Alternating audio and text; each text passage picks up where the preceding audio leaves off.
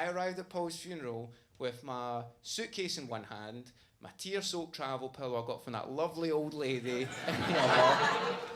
And just before the funeral started, Paul's brother said to me, "Are you still okay to do the eulogy?" I had no idea I was supposed to do the eulogy, right? And I was already feeling uncomfortable at this point because I hate people talking to me when I'm on the toilet.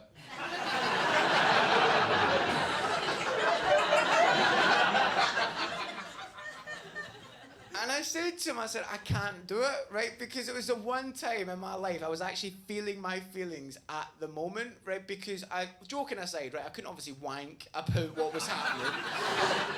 But also I couldn't do my usual thing. I couldn't joke about it because jokes felt really lonely without my best friend to laugh at them with me. So I said to his brother, I said, I'm so sorry, I can't do it.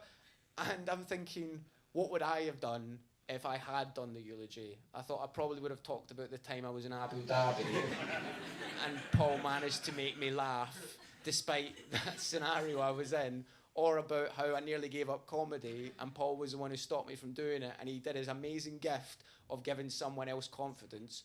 Or I would have told him about the time I was in the museum with Paul and we saw the big pile of shoes. And my perception was so dark, but Paul's was so typically Paul of he managed to see something funny and something really lovely and beautiful. And that's if I had months to prepare it, by the way, not if I had 5 minutes. And thank you.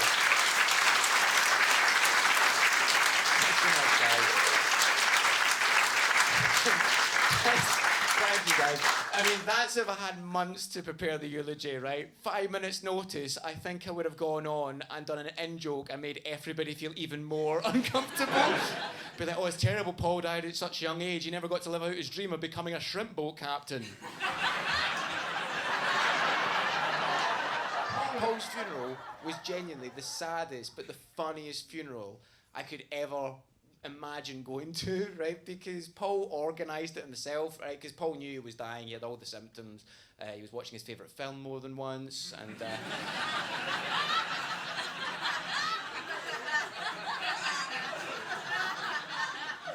hated Mondays as well, man. Just couldn't stand it.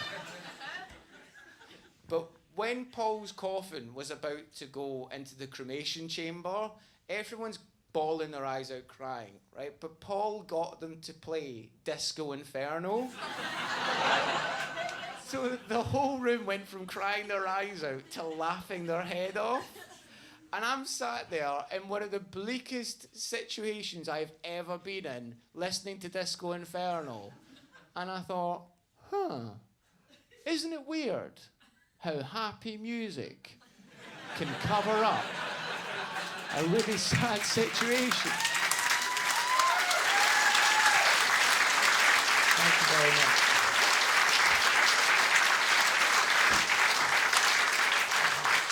Thank you. And that meant that me and Paul finally got to write A Call Forward together.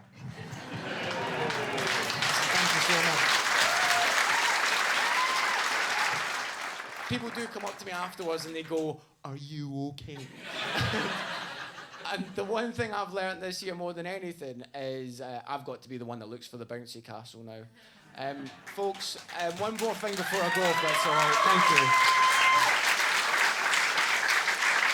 Folks, you've been absolutely lovely, and I want to say that I'm Larry Dean, and that is Paul Byrne. Give me a call, son, pulled up into the stand to get to